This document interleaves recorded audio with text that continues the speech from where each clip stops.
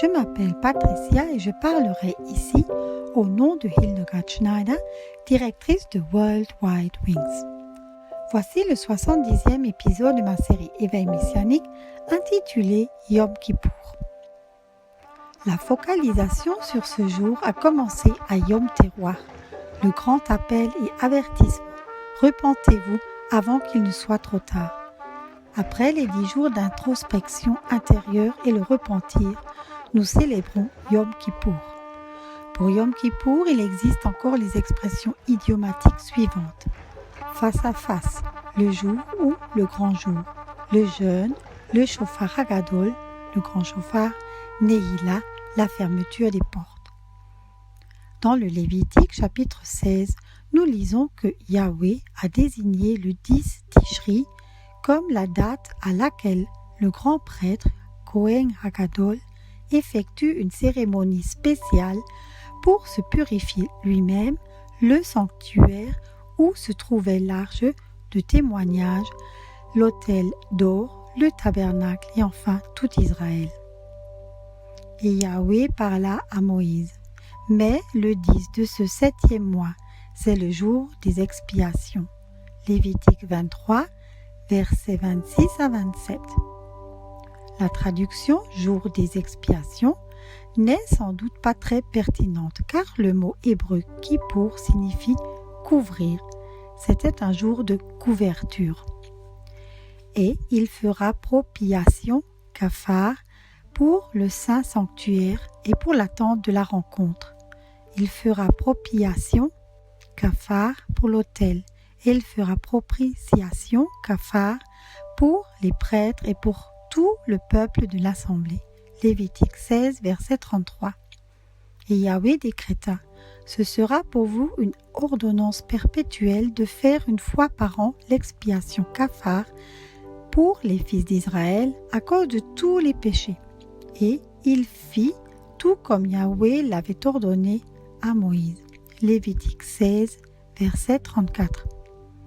Il est intéressant de noter que Yahweh utilise le même mot kafar pour décrire la poids appliquée à l'intérieur et à l'extérieur de l'arche que Noé construisit. Fais-toi une arche de bois de jopher.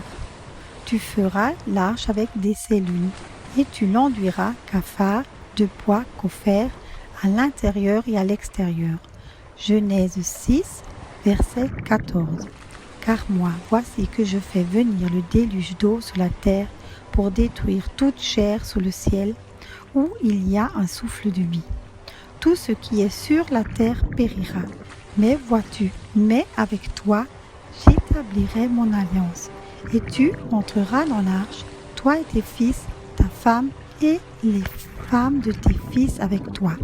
Genèse 6, versets 17 à 18. Est-ce que le mot kafar à Yom Kippour n'indiquerait-il pas que ce jour soit destiné à tous ceux qui survivront aux catastrophes de la fin des temps, comme Noé lors du déluge? Yahweh a établi une alliance avec Noé, sa famille et ses fils. Il est dit que Noé qu'il était un homme juste, irréprochable parmi ses contemporains. Noé vivait avec Elohim. Genèse 6, verset 9. Noé a vécu dans l'alliance établie par Yahweh et a été protégé par Yahweh. Si nous vivons dans l'alliance établie par Yahweh et respectons les conditions de l'alliance, nous serons également protégés. Il est dit de Noé. Et Noé le fit, selon tout ce qu'Élohim lui avait ordonné, il fit ainsi. Genèse 6, verset 22. Yahweh pourra-t-il en dire autant de nous? Célébrons-nous Yom Kippour comme il nous l'a ordonné? Une sainte assemblée sera pour vous. Vous vous humilierez et vous offrirez un sacrifice par le feu à Yahweh. Vous ne ferez aucun travail en ce jour-là, car c'est le jour des expiations, pour faire propitiation pour vous devant Yahweh, votre Elohim. Lévitique 23, versets 27 à 29. L'assemblée ne fera aucun travail. Si nous comptons les verbes dans le chapitre 16, nous constatons que 81 verbes sont relatifs au travail du souverain sacrificateur. Nous sommes inactifs dans le rôle de l'expiation, couverture. C'est le souverain sacrificateur qui fait tout le travail. C'est ainsi une image sur notre grand prêtre Yeshua, qui a accompli seul tout le travail de rédemption.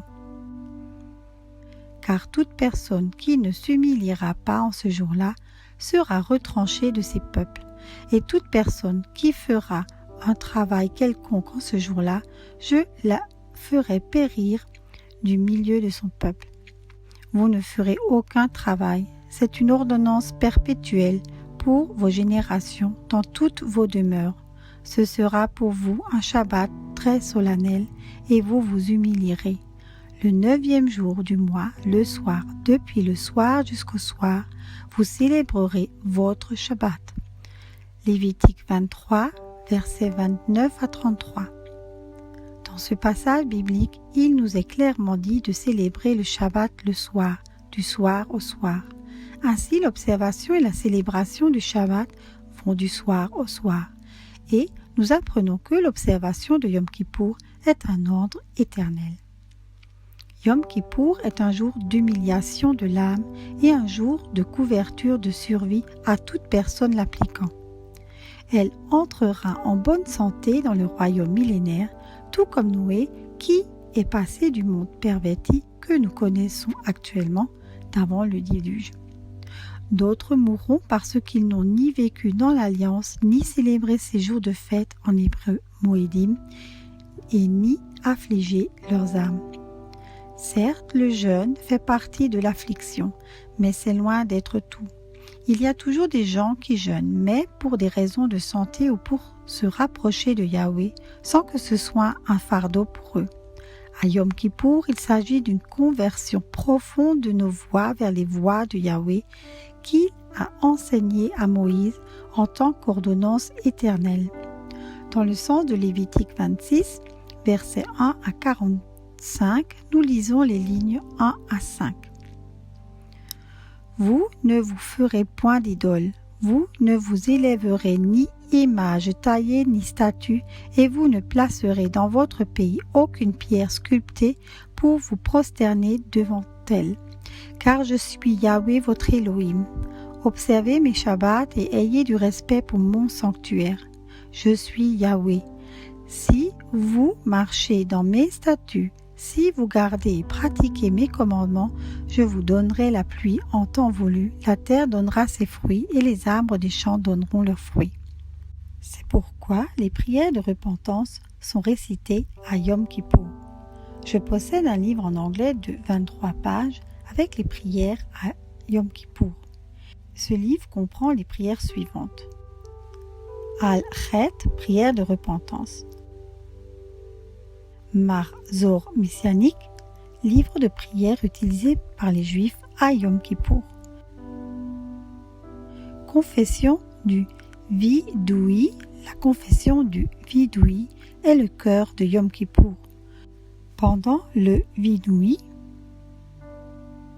nous nous tenons debout, courbés, et nous nous frappons la poitrine tout en énumérant et en confessant nos péchés, en nous repentant de chacun d'entre eux et en nous engageant à ne plus les commettre.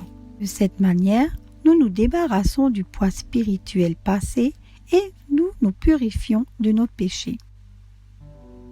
Akedah. La lecture de l'Akedah, la ligature d'Isaac dans Genèse 22 et autres passages des Écritures et les prières de pardon qui suivent. La Neila. La Neila est la conclusion et le point culminant de la prière commune de Yom Kippour. La Neila correspond à la prière qui était prononcée avant la fermeture des portes du temple à Jérusalem à la fin de la journée. Le jugement divin écrit à Yom Kippour est scellé lors de la Neila. J'ai participé à plusieurs reprises à des services en ligne où cette prière de Yom Kippour a été récitée. Nous avons confessé des péchés toute la journée. C'est un processus très humiliant pour l'âme. Celui qui dissimule ses péchés n'a pas de chance, mais celui qui les confesse et les évite obtiendra miséricorde. Proverbe 28, verset 13. Une partie intégrante de Yom Kippour était la cérémonie solennelle au cours de laquelle le grand prêtre tirait 2 sorts qui décidaient du sort des 2 boucs qui se trouvaient dans le parvis. L'un des boucs était offert en sacrifice pour le péché, ratat, en hébreu, dans le tuaire, tandis que l'autre, souvent appelé bouc émissaire, était renvoyé peu de temps après dans le désert. Une interprétation symbolique du cérémonial des 2 boucs pourrait faire référence au peuple d'Israël, l'un avec un cœur pur et contrit, l'autre avec des péchés cachés et un manque de volonté de donner toute sa vie à Yahweh et à son royaume. Extérieurement, les 2 groupes se ressemblent, tout comme les 2 boucs. Il est intéressant de noter qu'il existe une référence aux 2 groupes dans le livre de Yachar, mentionné à la fois dans Josué et dans Samuel. En ce temps-là, moururent beaucoup de gens en Israël, qui s'étaient rebellés contre Yahweh, qui n'avaient pas écouté Moïse et Aaron et qui n'avaient pas cru que le Tout-Puissant les avait envoyés.